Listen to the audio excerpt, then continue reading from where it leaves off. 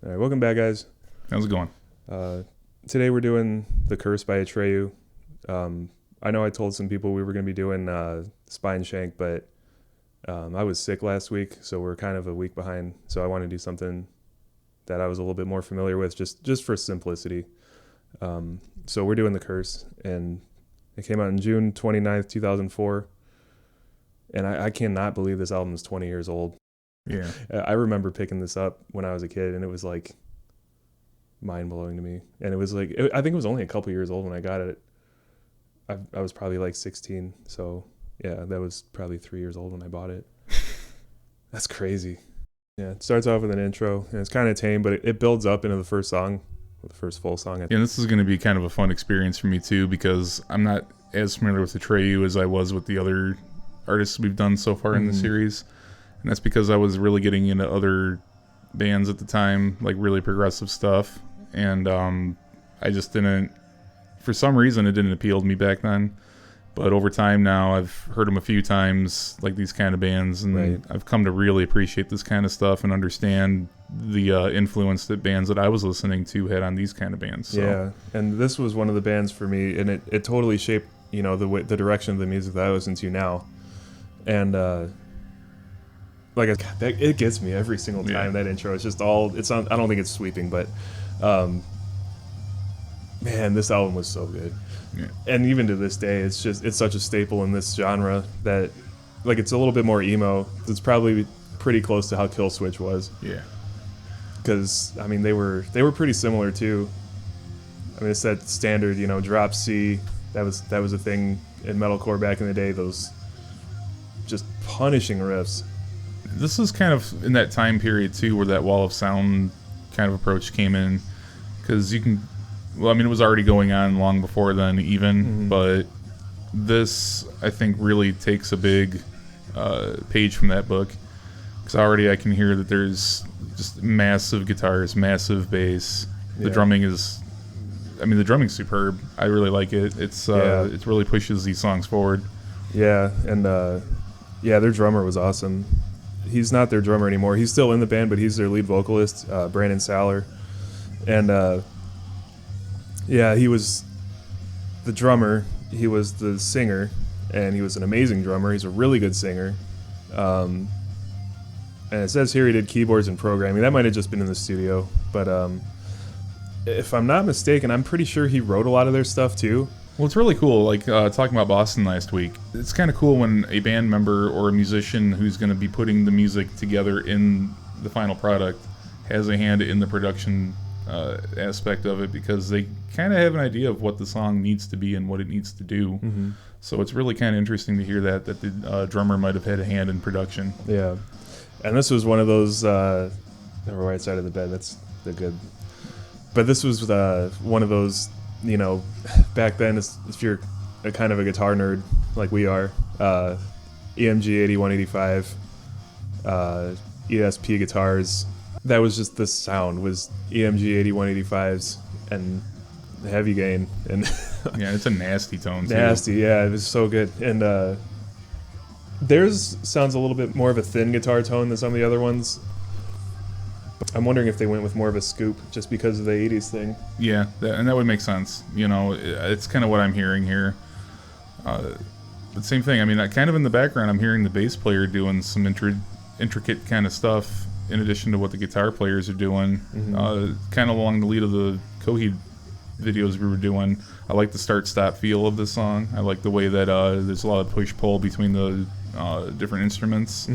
Even the vocals, like that one's kind of contributing to driving the song forward. So, we were talking about 80s.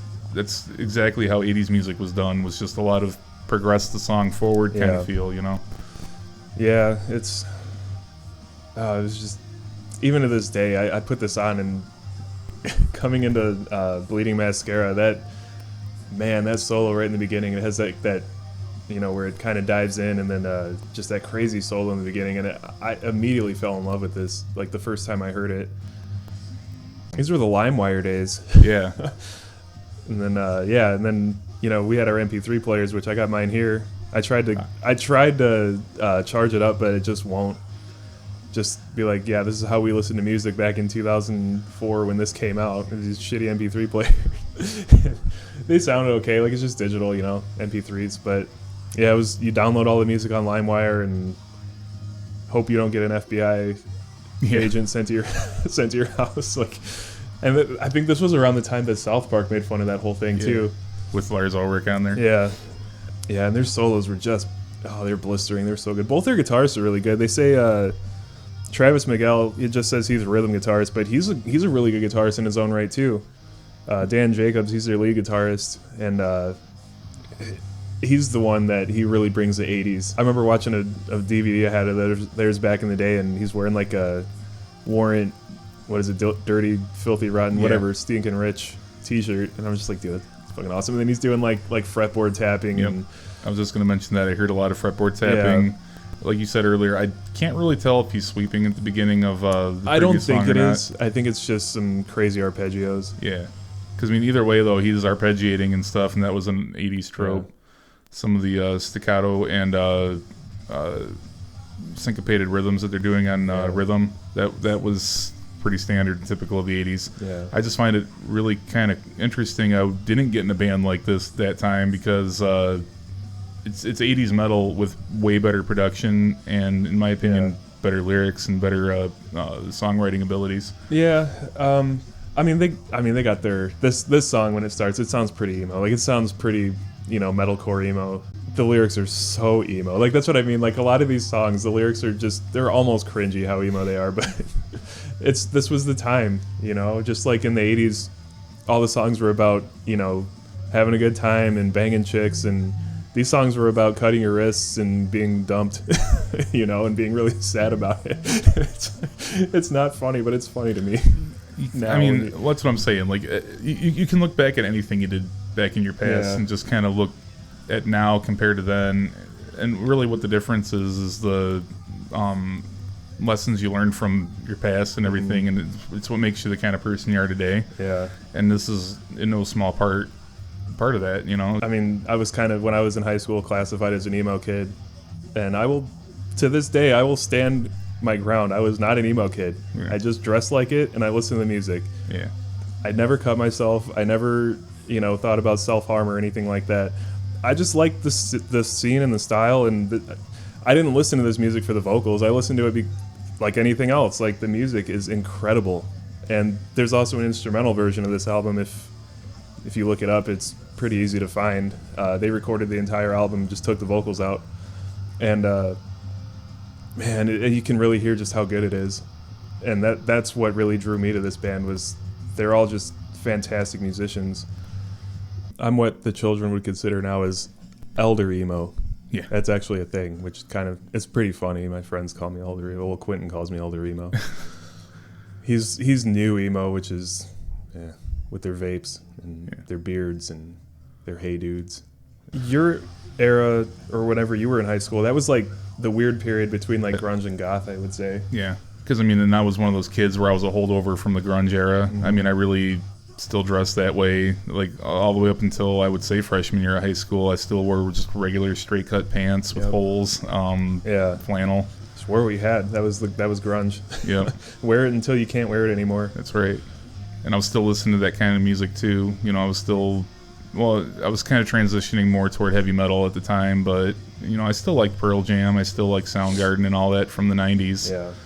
And then, lo and behold, here, you know, 15 years old, and I first discovered Metallica, and that's all she wrote. Yeah. And went that trajectory the rest of my music career. So, and it's weird how there's the overlap in between. Overlapping between, because like you were saying, you went from listening to that stuff into Metallica, where when you were, I started, you know, from Metallica into this. So like the overlap is interesting, and then and it was around the same time when you started getting into Metallica, or not time, but the same like age group. Yeah. I started listening to these guys when I was like 15. Yeah.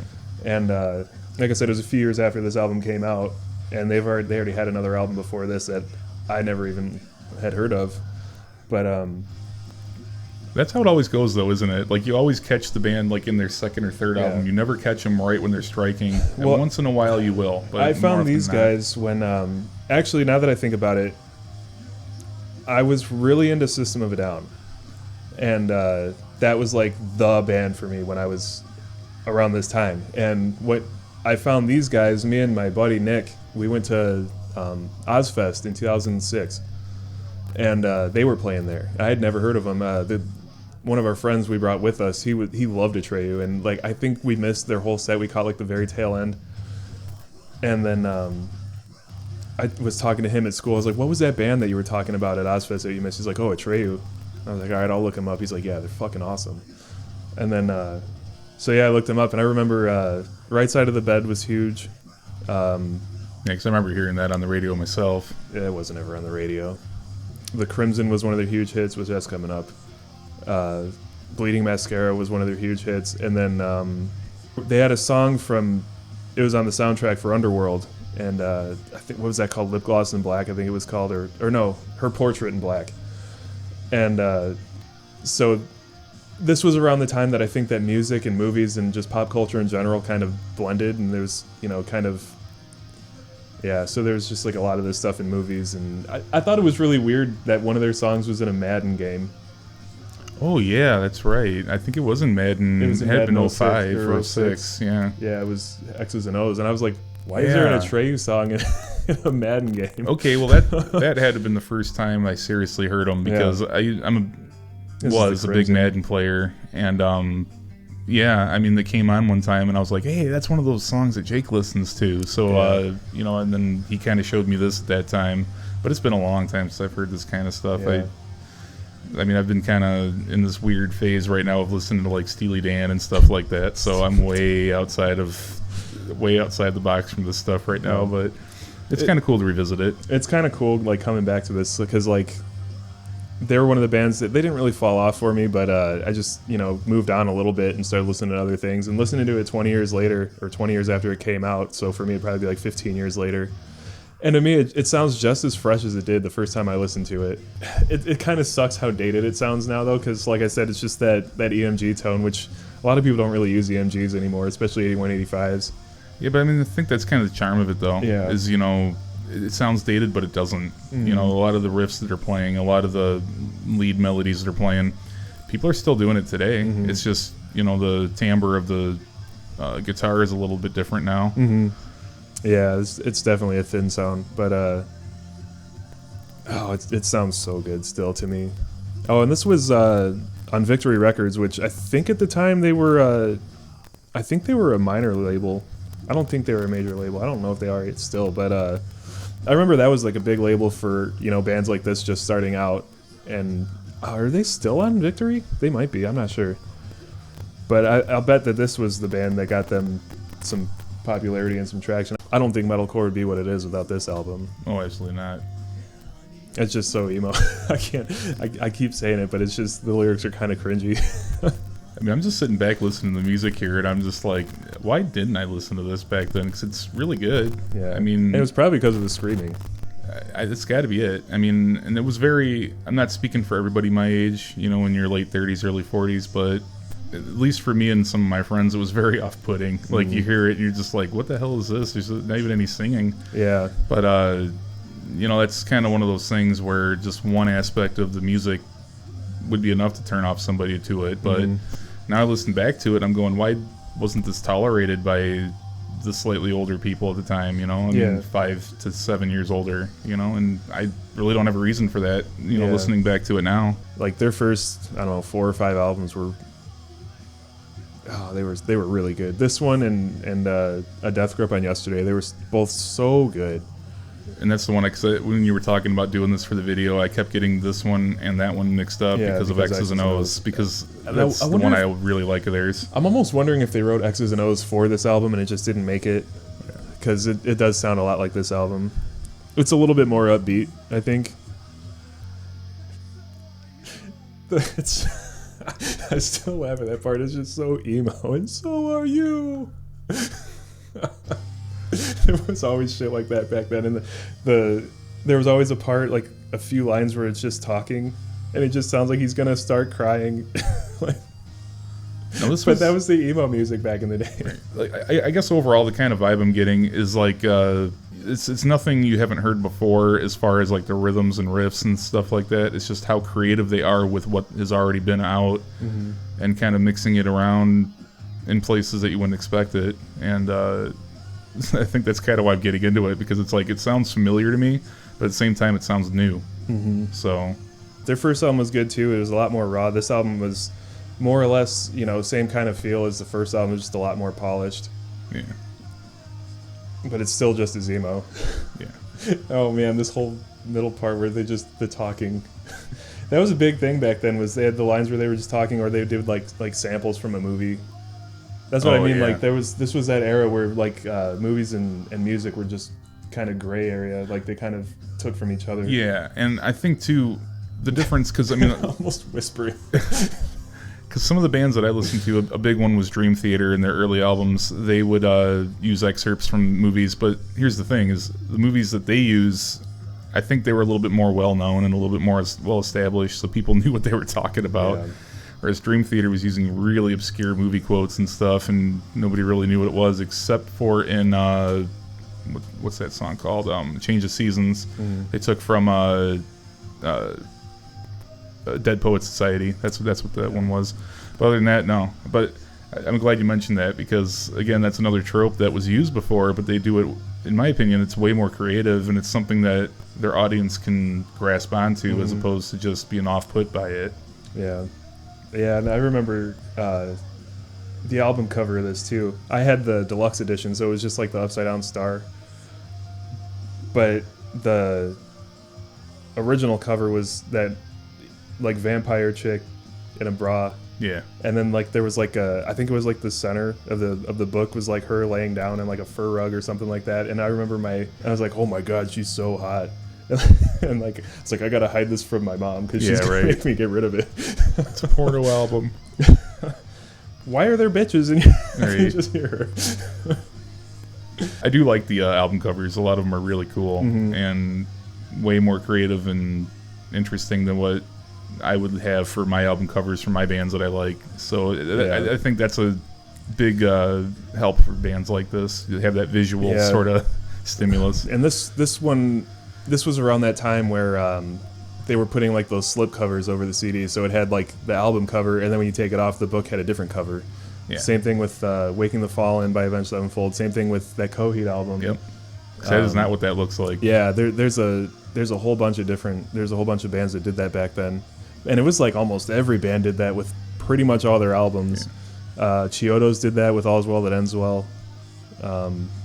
Yeah, because around that time, that's when Walmart and Kmart was having that problem with parental advisory, mm-hmm. and explicit content. Yeah. So I think that's part of why they would put those slip covers over, was because it was a lot more provocative of what the album cover was going to be. But, like, for example, like Waking the Fallen, that wasn't really like that wasn't anything like gruesome or anything like that. It was just, it was a woman in like, what is that river in Greek mythology? Oh yeah, and she's just like reaching up to the sky, and that's all it is. Like it's not anything really gruesome or necessarily explicit. You don't know what the hell's being pictured on Coheed's album, because it just looks like a huge guillotine with wings. I mean, that's really all it looks like, but there's nothing really being depicted there. It's just a guillotine with wings, and a few other ones. But it's kind of like back in the 80s, and it was a little. It's kind of weird for somebody my age too, because the whole satanic panic thing was before my time, and then the whole censorship thing was a little after my time. Because that kind of started. Well, yeah, it was a little after, but like I remember the censorship thing. You would go to Target, or Target was like the only one that would sell like the explicit versions, but other than like Best Buy and what was Sam Goody was around at that time. Sam Goody. But or you can go to like the resale shop, or any one of those UCD places. Yeah, but like you said, Kmart and Walmart, they only sold the edited versions, and those were the ones that we were allowed to get because they were cheap. They were cheap, and my mom didn't like us. I remember when Paul brought home Rage Against the Machine. Yeah. And that was like the only band that my mom just fucking hated, and you're getting rid of this. Yeah, she flipped the fuck out. And it was all lyrics. Just because it's political, that's it. And I'm like, but Mom, I'm listening to Slayer. I'm listening to music about the lyrics are about people killing people, and that's okay. I mean, I'm fine, cool. But as soon as they start talking about the government, no, it's out. Yeah, which I thought was weird. I always thought that was really weird. Yeah, I thought that same here, because Mom was cool because she would like really get into like Metallica and stuff like that with us. Yeah. But then here come Rage And Against the I Machine. think that's why she was draw like the that, line. because she didn't want to be like a hypocrite. Right. Because she liked Metallica. She liked. I don't think she went as far as liking Slayer. No, But- but she did like Ozzy and stuff Yeah. like that, like some of that '80s metal stuff. She liked some of that darker stuff. But yeah, as soon as like there's these people, but they were talking about like overthrowing government, and Right. you know, I can see that, especially because Paul brought it home. I can see how my mom would. But Paul wasn't really ever that impressionable either. No, But he just liked. It was cool with him because he just likes good music. Yeah. Like he doesn't really care about what the message is and all that kind of thing. He's more about, does it have a good beat? Does it have a good rhythm? yeah, But see, I got lucky though because a lot of the music that because I was a big nerd. A lot of the music that I would listen to and bring home never had anything crazy with it like yeah. that. Well, you pretty much just listen to whatever mom and dad listen to, mostly whatever mom listened to. yeah. Well, that's But- how I got into Rush. Yeah. Really, I got you into Rush. you did? Oh yeah, Because yeah. I remember one of. It's kind of gonna be. We're gonna digress a little bit. Yeah. Because one of Paul's friends made him. Again, this is LimeWire era we're talking about. Burned him a copy of 2112, That's right. and at the time, the only song that we knew off of that was the Temples of Overture. Syrinx. Yeah, and I remember listening to that whole album one night while I was like, getting ready to go to bed. I used to listen to music to fall asleep to, loud as fuck. And I remember I'll get to it in a minute. I remember this was one of the ones too. But yeah, when Passage of Bangkok came out, we talk about Rush a lot. Yeah, we do. We need to. We're gonna have we to do gotta one of in their albums. soon. We should probably do 2112. We could But, do 2112. Anyway, yeah, Passage of Bangkok came on, and I was like, this is not fucking Rush. There's no way. Like, it just sounded way different than anything that I knew by Rush. Like, because at that time, I only knew like their hits like Limelight and Tom Sawyer. And that song to me just sounded so heavy. Like, that was like a metal song Yeah. for Rush. And then I showed you, and you're like, oh man, because at that time Yeah. you were really into heavy metal too. Yeah, Because I was still coming off of like I the was Metallica and and I was shit kind of like in a that. phase of like '80s hair metal, like Demonology Skid Row and whatnot. This song got me. That intro riff is really good. That is like, yeah, that's like epitome metalcore. Yeah, And I remember I said a minute ago, I used to listen to music to fall asleep to, as loud as fuck. And I remember when you were working at UPS, you were working overnights, and I was listening to this album all the way turned up, and I can't remember with my headphones on, and I can't remember why, but you came in my room just pissed off about something, and you were like, this is so long ago. I have it was no a long time recollection. ago, and I can barely remember the whole story, but yeah, I remember you like, turn off your heavy metal music, and you're just so pissed off for some reason. Well, we were kids, I think we Yeah. were probably like 18 or 19. Yeah, you just talk shit to each other And, all the time. We were still just angsty kids, Yeah. and yeah, I remember that, and I remember running into your room. By the way, it's not metal; it's hardcore punk. Yeah. Like trying to be a little smart ass. Well, and then for me, I mean, I think that story, the only thing that would make sense to me, because at that time I was still a full-time student in college and working third shift, so yeah, it was probably, I was just tired. Yeah. But it's the music that gets you through it. It really Yeah. is. That one little thing that can, because I was still playing guitar all through that. I was still learning Yep. songs, picking up new bands and things like that.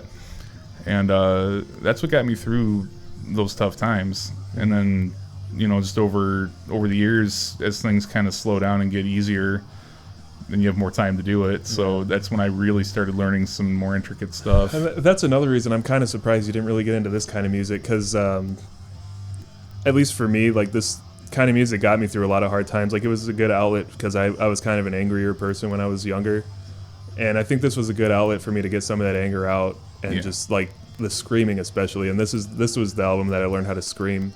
Yeah, I never understood that from the older people, like the baby boomers and older, where they're like, oh, heavy metal music just really brings on, evil and bad Yeah. feeling, No, makes you a bad person. It's a good outlet. Like, I think the opposite. I think it makes you a good person because Yeah. it gets all your anger out and lets you get aggressive while you're listening to the music, or at least it channels that same feeling in your head. yeah. And then when you're finished listening to it, yeah, I mean, you're nice and centered and balanced again. So Yeah, I mean, I just Yeah, it helps. It helps me when I'm feeling mad or pissed or whatever to listen to heavier music. But I mean, I listen to it when I'm happy, because it's just the music is good. I like it's an art, and they did a damn good job, especially this era. They were really creative, and they influenced a lot from this era of metalcore, and I know there were big influences on Sevenfold.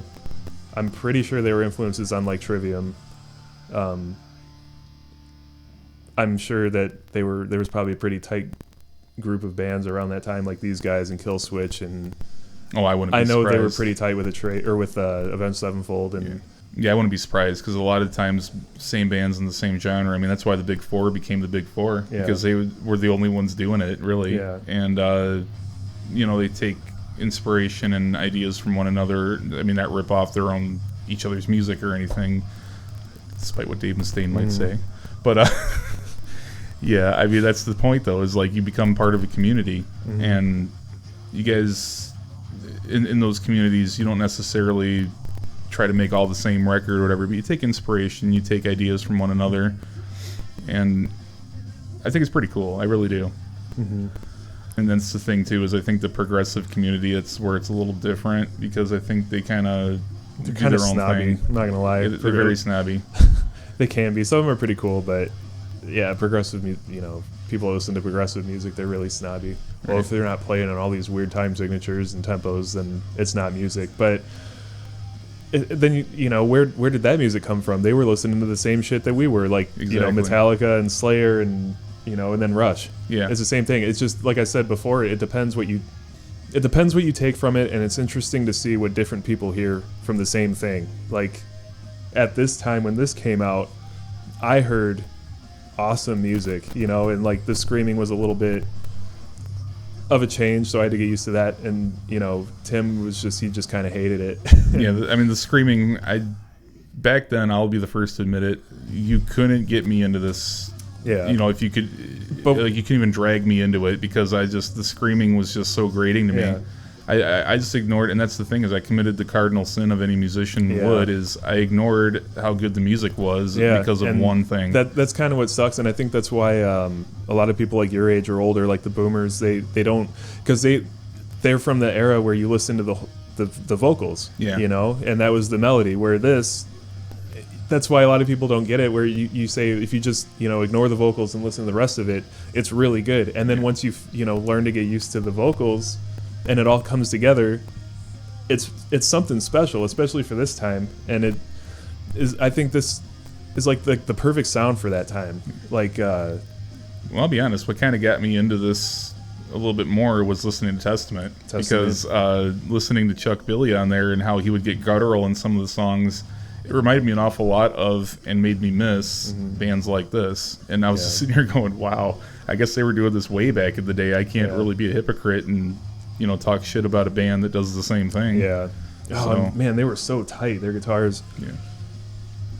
I'll tell you what, I'll give them a lot of credit. Those pinch harmonics, I mean, it's insane. Yeah, Dan Jacobs, that guy was fucking awesome. He's still like, I'm pretty sure it's still the same lineup, just they got a different drummer, and Alex is gone. Brandon's now the lead vocalist, and then I think Mark is doing all the screaming. Does this song have a slowdown here? A little bit, right at the end, yeah. I'll say it really sounded like it, because they were kind of going along, and then all of a sudden it was just getting a lot more deliberate, and I was like, wow, okay.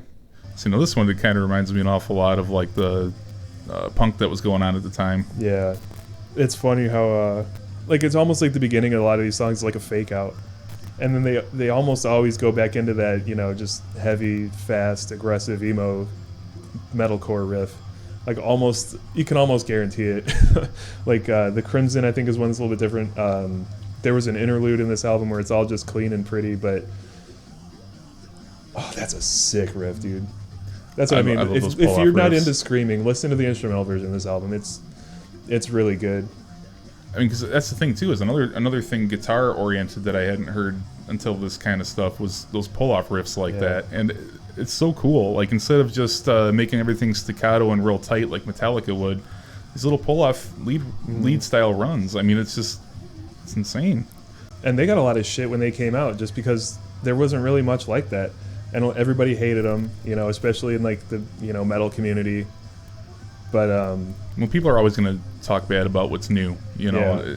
I'm not talking about the listeners. I'm talking about like other bands like around. Oh, I see. Yeah, and they just hated them because they weren't really classified as metal back then, and then like the punk bands hated them because they weren't really punk.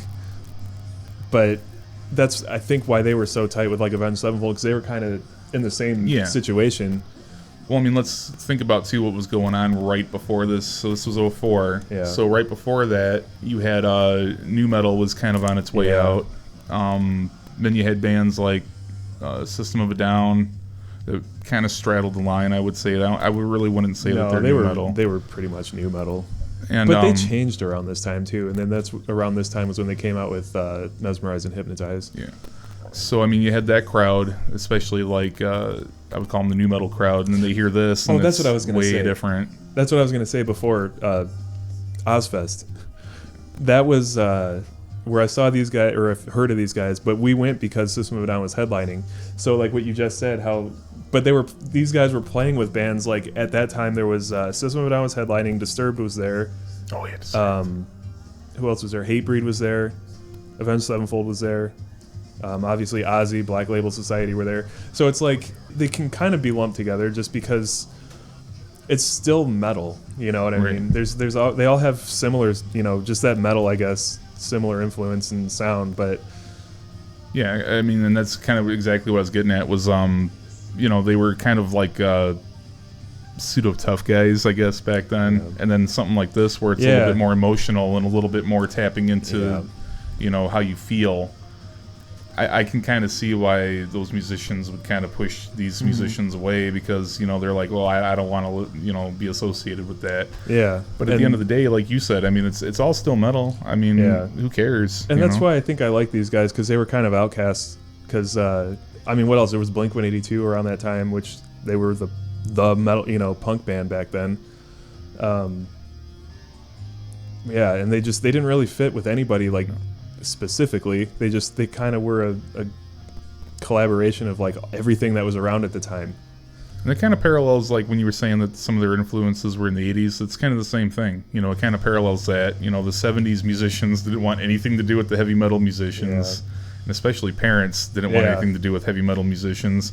Yet it persevered and it became a popular medium in its own right. Just like how eventually this band and others like it became very popular. Because remember, these guys did get to the point, maybe not them in particular, but this style got kind of big. Yeah, and what's funny now is like, not exactly this style, but you can really hear the influence on radio rock today.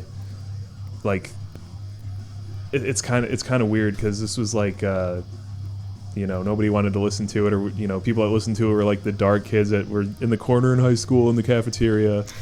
And but now it's like the thing, like it's like popular now. It's really weird. But and then like we were talking about album covers earlier.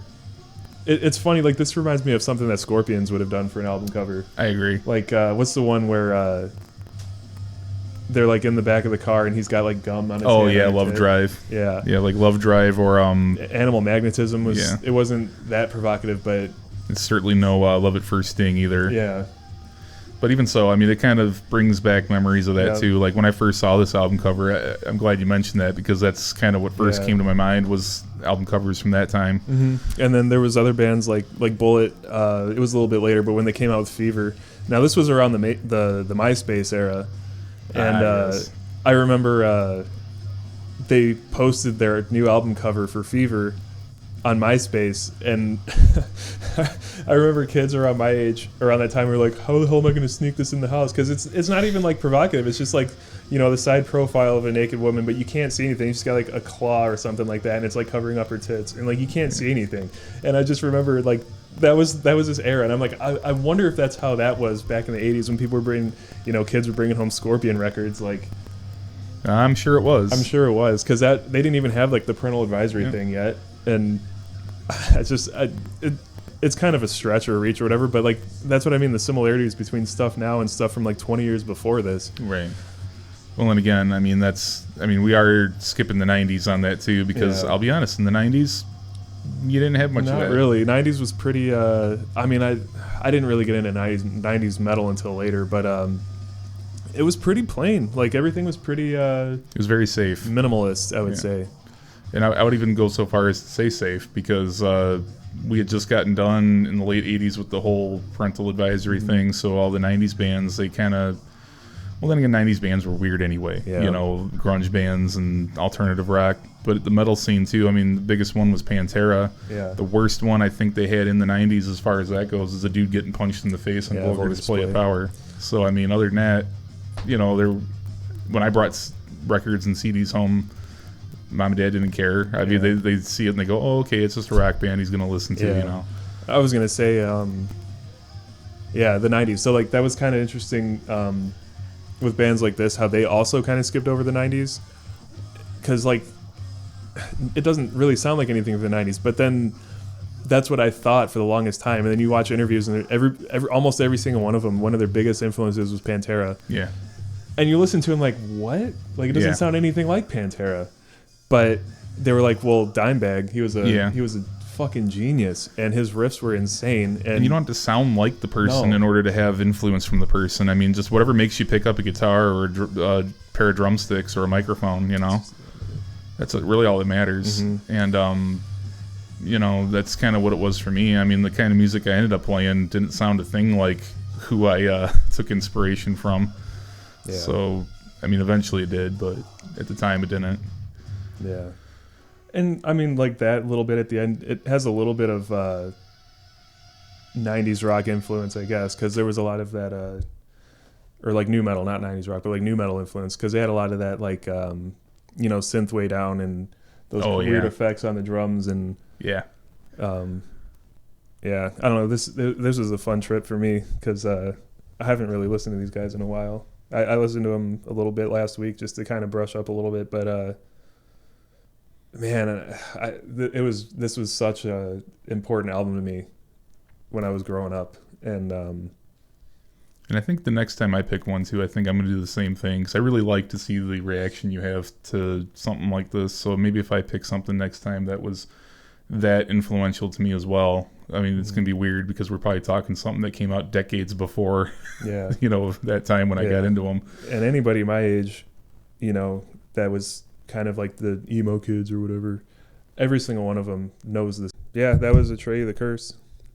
It was a fun trip down memory lane for me.